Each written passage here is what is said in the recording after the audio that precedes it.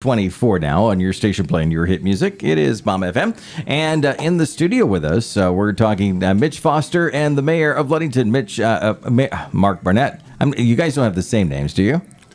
We just use a lot of the same initials. Absolutely. Yep. There you go. I appreciate it. Well, welcome to the studio this morning. Thank you. Let's talk about the couple things. First of all, Mitch, it's going to be a lighter meeting tonight. You hope, and in most cases, with an agenda like this, it should be pretty easy, right? Yeah. In general, when you have normally when you have light agendas, actually you end up having more conversation just because there isn't much on the agenda. And so those meetings can still go kind of longer. Mm-hmm. But based on the agenda this evening, I think it will probably likely be a more expedited meeting. Hopefully it moves quickly enough to where everybody can get out of there and maybe even home to have dinner still. All right, looking forward to that. 6 o'clock, be there at City Hall. We're talking with Mitch Foster, City Manager of Ludington, Mark Barnett, Mayor of Ludington this morning, and monthly police report. Mr. Mayor, you as the former police chief, let's talk to you about this. Right? What do we look at when we look at a monthly police report? Really, it's just, the name's pretty descriptive, but really what it does, it gives the counselors a snapshot as to what type of activities that the officers have been conducting. And it's, there are a lot of things, you watch, there's a lot of things that the City of Ludington police officers do that I think people would be surprised about, but there's a lot of, community assistance type things and that kind of thing, as well as enforcement pieces. And ideally, you'd want more, you'd want a lot of, you want good, consistent enforcement, but at the same time, you want people to be able to know they can call the police department and solve a community problem or neighborhood problem or whatever it is, not necessarily through enforcement. So that's Chris does a great job of Chief Jones does a great job of bringing that information out and highlighting that information. You care to give him a grade at this point? How he's doing in the various areas internally and externally, if you don't mind? I'd give him an A. Okay. I think he's doing a great job. All right, and we appreciate him because he's very involved in the community as well. Yep. And you want, as a former police chief, you want to have somebody that is involved in the community. Yep. Let's talk about the activities taking place as well. There's something called a Soul event. Mitch, what do we got going on there? Yeah, so Rocky Rakoyak, he works for the Forest Service as a firefighter. He actually helped start up the beach volleyball program that we have here in the community. He has been working with a new group called the Christian Surfers, and they are looking to do a concert, a Christian reggae concert in Rotary Park. And so tonight, the Parks Committee has already given its tacit approval, and then tonight City Council will consider it too. So he's really trying to, it's the first time this event has occurred, he's really trying to bring a new type of kind of sound and music to the community, and he's really excited about it. All right, looking forward to that. September 2nd is the date. And if everything is approved tonight, they can go forth with it. And I think that's kind of cool. There should be some variety here. What do you think the stance is from the city council and the city in general in regards to those events popping up? If somebody has been interested and they're listening right now and they're like, yeah, we've wanted to do something like that. Do you think the door's pretty open to do that and increase activities here in the area? Yeah, I think so. I think especially like something like this, we hear at the city a lot about, everything's got beer at it and those sorts of things. And so I think anytime that you can have something that maybe doesn't necessarily attach itself to beer or maybe restaurants themselves or some sort of big activity and is more smaller, I think you're going to get some really popular or positive feedback. I think about 3 events here recently. You've got this, Christian Surfers concert. You have the skate competition or scooter competition that'll be over the skate park. You've got the golf cart competition. I think those are kind of smaller events that aren't huge in scale, but couple hundred people attending is a lot of fun, and it gives people more opportunities to just get out and enjoy things that they enjoy. And Mr. Mayor, we see you as well as Mitch at many of these events. What do you take in when you see these pop-up events happen from time to time?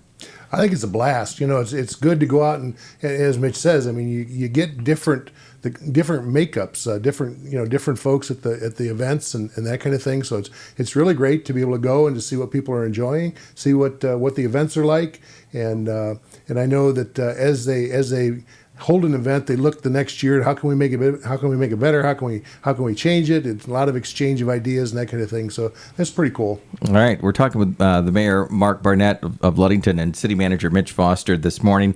There's another event that is scheduled to be voted on. That's Pumpkins in the Park. We'll talk about that here in a moment. But let's shift gears for just a second. The Badger, as we're closing in on the next half an hour, it would have sailed at 9 o'clock, but that's temporarily shut down for a little bit here.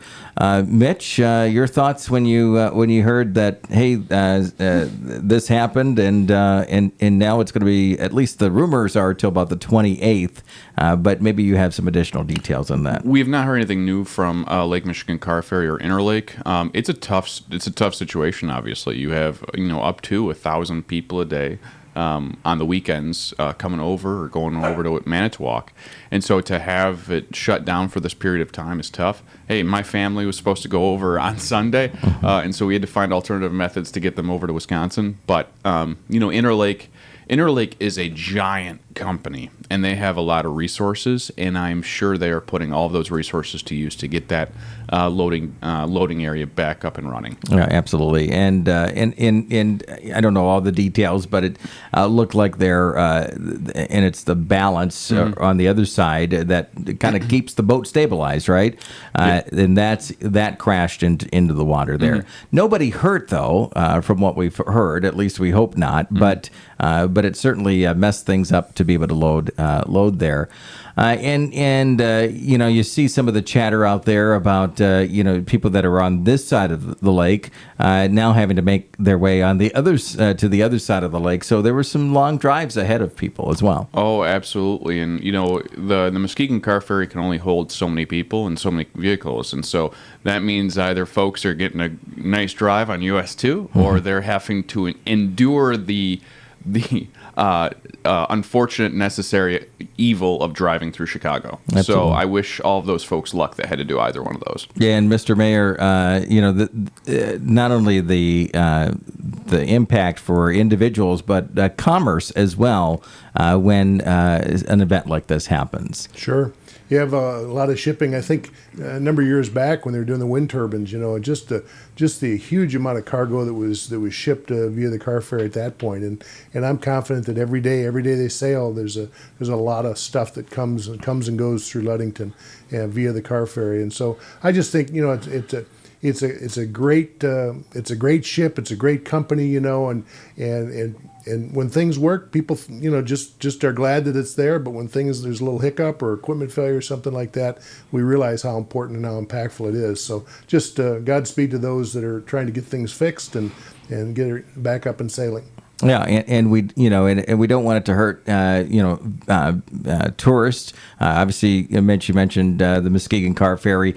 That's coming across from Milwaukee regularly, and it's just an hour drive, 45 minutes to Ludington there. But we don't want something like this to impact the community. But could it for a week and a half and see noticeable or not? I don't know. It's an interesting question. The chamber. The city, the DDA, and the Convention and Visitors Bureau went in together to purchase a software program called Placer AI that will allow everybody to allow these organizations to see based on kind of big data cell phone information where people are at and when. Mm-hmm. And I think one thing that would be interesting is let's take one of the busiest car ferry runs and put the map over the top of it and say, where did they go from there? Mm-hmm. Because I think there's a question mark from locals as to whether those folks stay around here and do like a weekend trip in Ludington, or are they going farther? Is it part of a long road trip? So I think it might be a little bit of both. I think we might see a little bit of a short-term hit on some local businesses. But in the flip side, locals might say, hey, right now going to Jamesport is an hour wait at 6 o'clock on a Friday, versus now they might be able to get in at a decent hour. And so I think it could be maybe a short-term issue, but long run, the community will still support itself. All right. And again, the Interlake will probably give us some updates on their social media and such here about that. But most of the chatter has been around the 28th. We'll see if that's expedited or not. Let's talk about the topic we had last week on the air. We were approached by Jamie Loney. He mentioned that, hey, he lives on Ludington Avenue, a couple of his residents as well.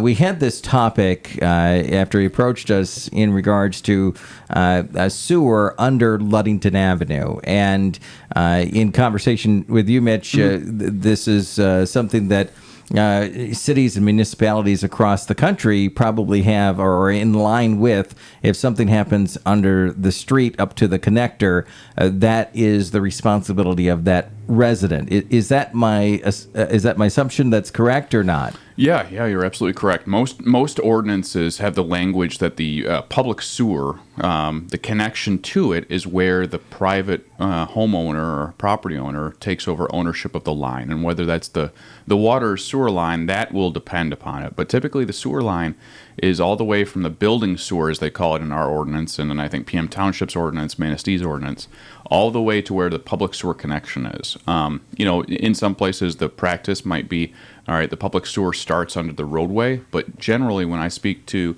city managers, village managers, township managers across the state, it's all the same. It's that connection to the main.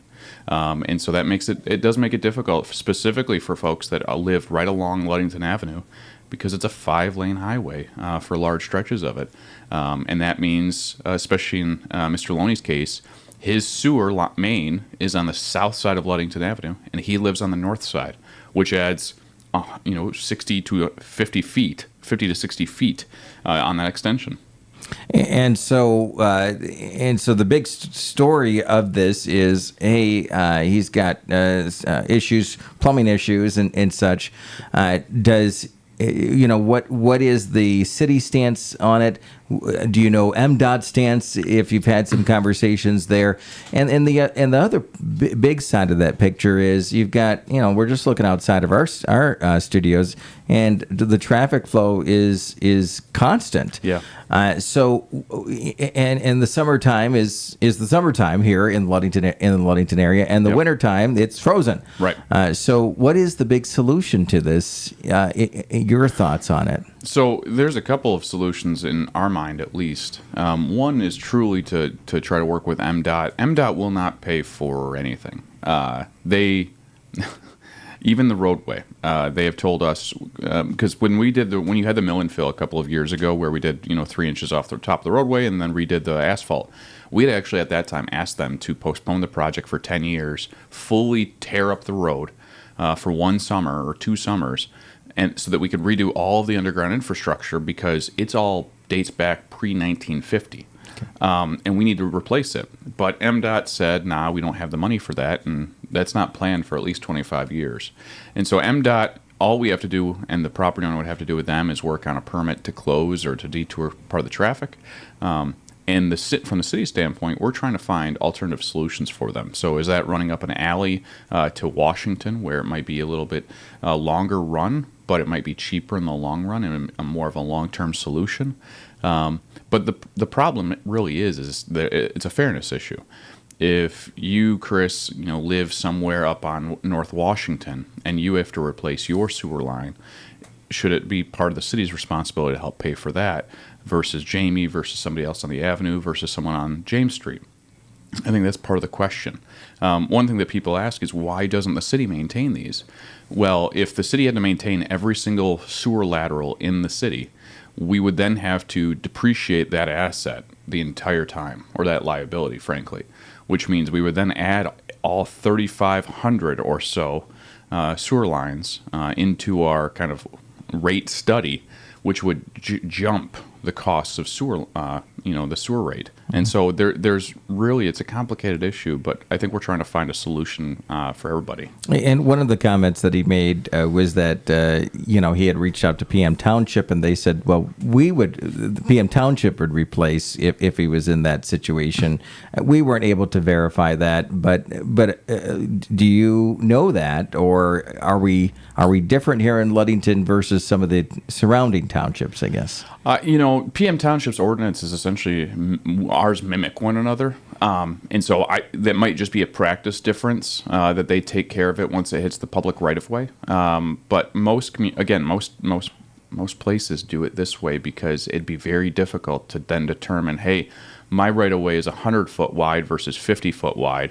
Why do you get it paid for more than I do? And so that's why the general idea is that, it's your line until it hits the public main. Because even from insurance purposes, if you were to have a sewer backup on your lateral, the city does not pay for that. That's a problem on your sewer lateral. However, if it was in the public main and it caused a backup onto your property, the city is liable for that because it's in our main. Okay. So, that's where there's a lot of question marks as to how each community does it, because that's pretty standard. Do you see that those living on certain roadways in the city of Ludington should be, I don't know if the more concerned than others, but it's easier for construction to happen on, Dowling or Loomis rather than Ludington Avenue or even Washington or Madison and so on and so forth. Are certain streets different? And I understand the MDOT situation in regards to the highway part of it, but from a city standpoint.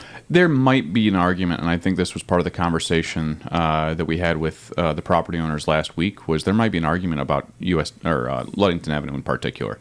It is a beast. MDOT has very specific requirements when you do tear it up. Here's how you have to build it back. And so that's why we want to work with them as best as we can. But that might be an argument or a discussion topic for City Council in the future is, do we want to treat this differently than other locations? Is there a fairness issue? Do we take whatever the average is that would be to replace everything, and that's the homeowner's cost? Or there's a lot of different options that City Council would have to consider. But we want to be as fair as we can to all residents.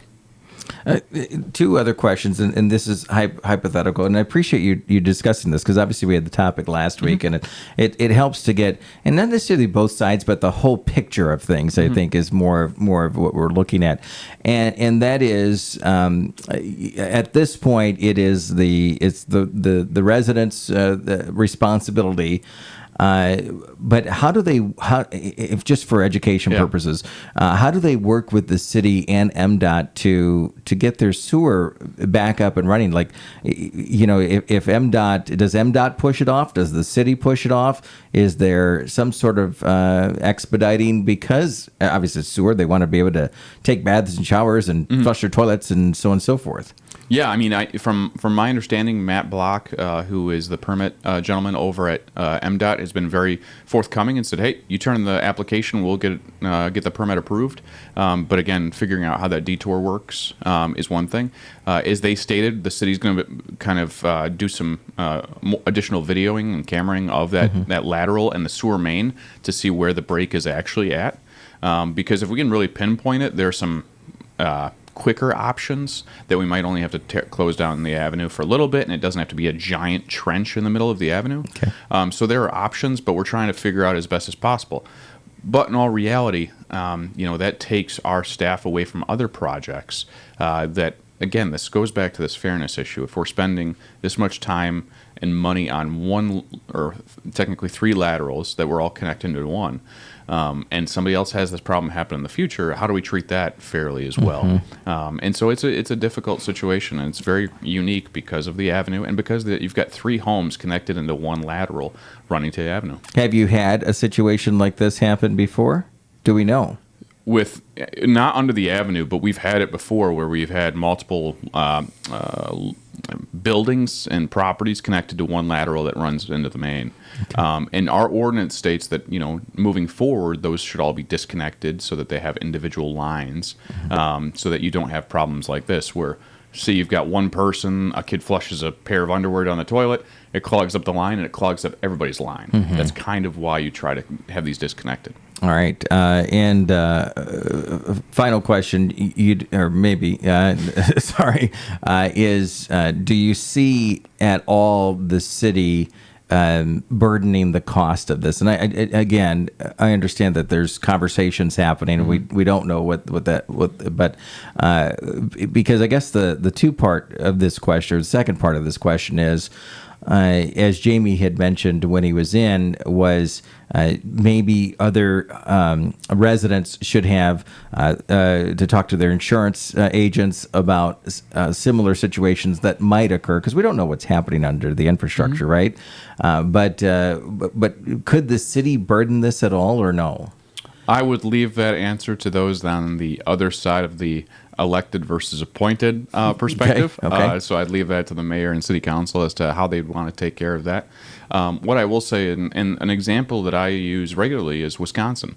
In Wisconsin, there's a state statute that requires you to televise at least 10% of your main every year. So every 10 years, you've seen all of your mains, so you know what the condition is. They've added a new requirement which requires the camera to look up every single lateral. So every property then gets a look, not a run up, just a look. Okay. If they see that it is collapsed, it is then immediately notified to the homeowner or property owner, and they have to replace it then. Wow. Right. And so this is not uncommon across the country that these situations happen. We just have a unique circumstance with Ludington Avenue being right here. And so how do we try to work with everybody fairly to make this a circumstance that it isn't burdened by? It's the same idea of roadway repairs. If you have a road issue in front of your house, should it be on somebody that's 10 blocks away from you that doesn't use that? This is a lateral that only services you. Is that something that the city should be paying for or not? And that's a value conversation that the council will have to have. All right, Mr. Mayor, any additional thoughts in regards to this topic before we wrap this up? Yeah, I just think Mitch is right. I think this is a topic that the council will need to to really think about and to apply it across the city, rather than just anytime you see a situation that negatively impacts people, the problem solver in you wants to go in and help fix that, right? But as Mitch says, the solution really has far-ranging citywide implications. So I think council will need to think about it and see which way they want to go, and just understand the liability perhaps that would be taken on if the choice was to do it, to cover that for everybody. And Mitch, again, we don't have this magic ball, but if the city were to burden it versus the homeowner, do you think that there's better cost savings in the long run for the city, for the homeowner, in regards to logistics and time and everything else that goes along with it? So it's a kind of a double-edged sword. So if you look at generally construction projects, a homeowner probably will get a cheaper rate than we will. For some reason, people just look at government and they say, we can charge you whatever we want and you'll still pay it because there might only be a couple of contractors. Yeah. That's one side. The other side is the reality, which is you have probably 1,000 residences in the city of Ludington have replaced their sewer lateral at some point in the last 20 years. Again, that might be overstated a little bit, but they would then be burdening the cost for the other 35, 3,000, whatever the number of properties are.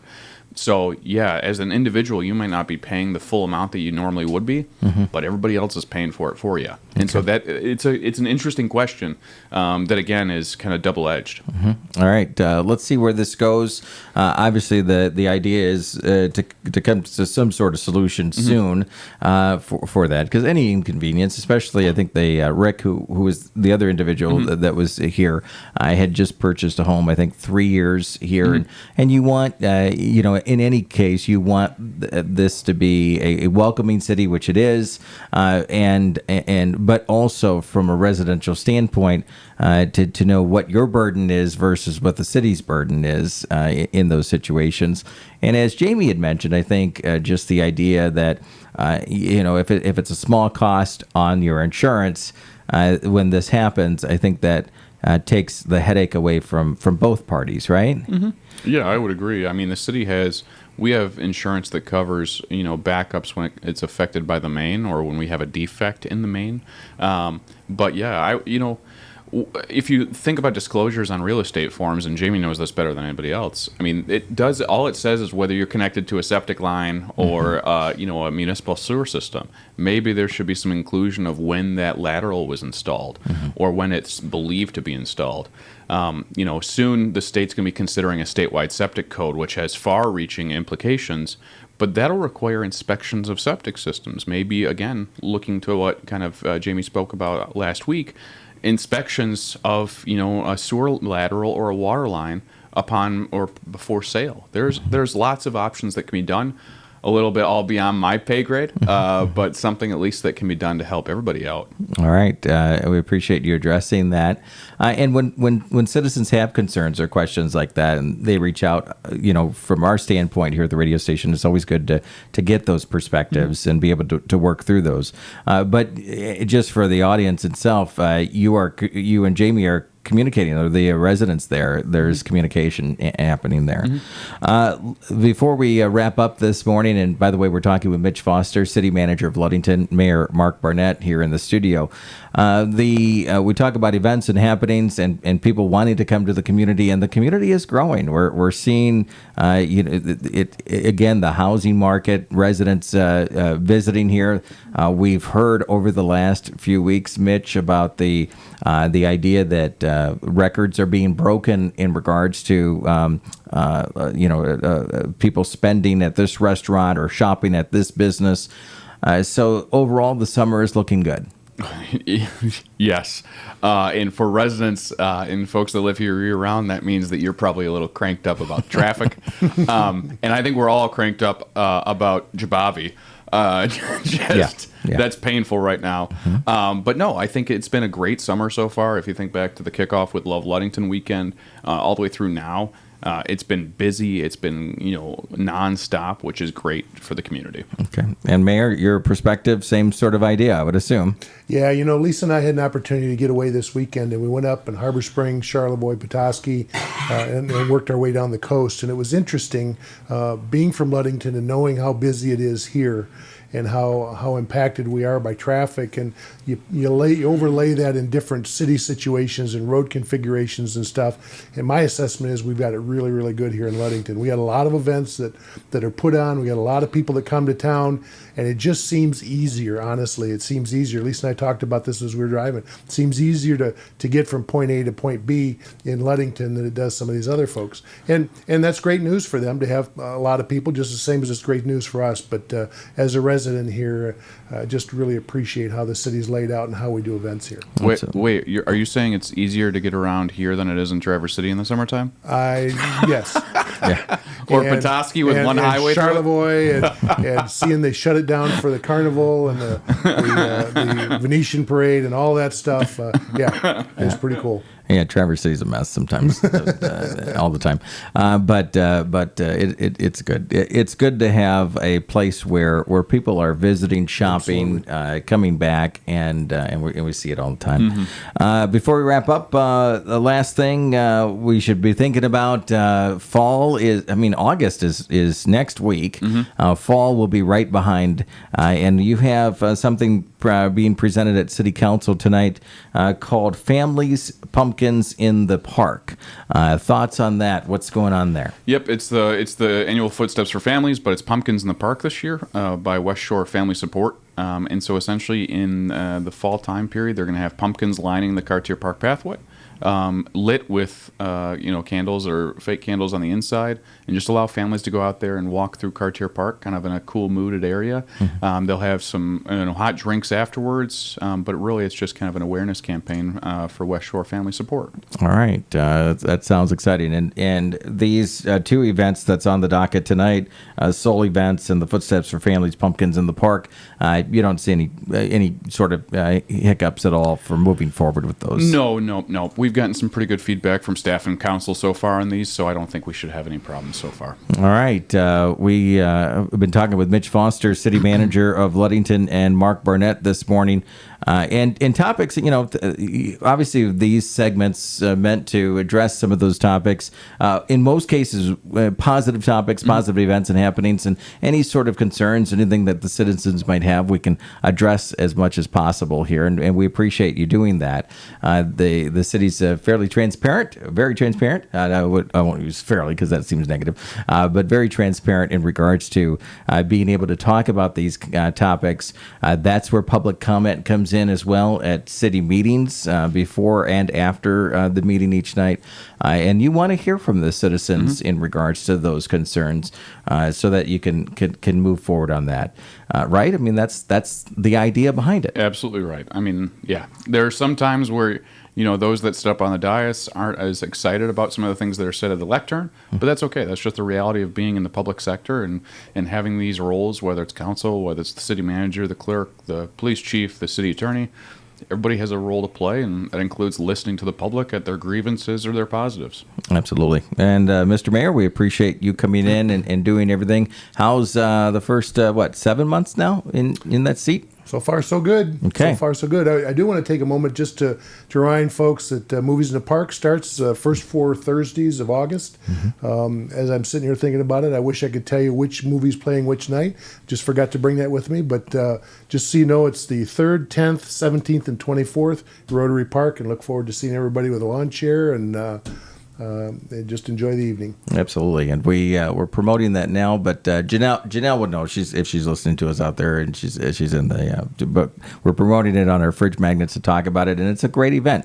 Something you started way back when. Oh, sure. I think it was in 2002. We started Downtown Dinner and a Movie. We kind of tied restaurant special with the movies, and then we kind of migrated just to the movies in the park, and it's been really, really, really well received. So, all right, looking forward to that.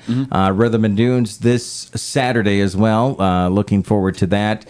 Fireworks, 10,000 people roughly in Waterfront Park, and so lots of activities coming our way. So, Mr. Mayor, we appreciate you coming in as well. Mitch Foster, City Manager, thank you for taking some time with us this morning. Thanks you, Chris. Absolutely. It is 8:56 here on 102.7 WMOM. Stick around. We've got more music on the way next. Sports on the Michigan News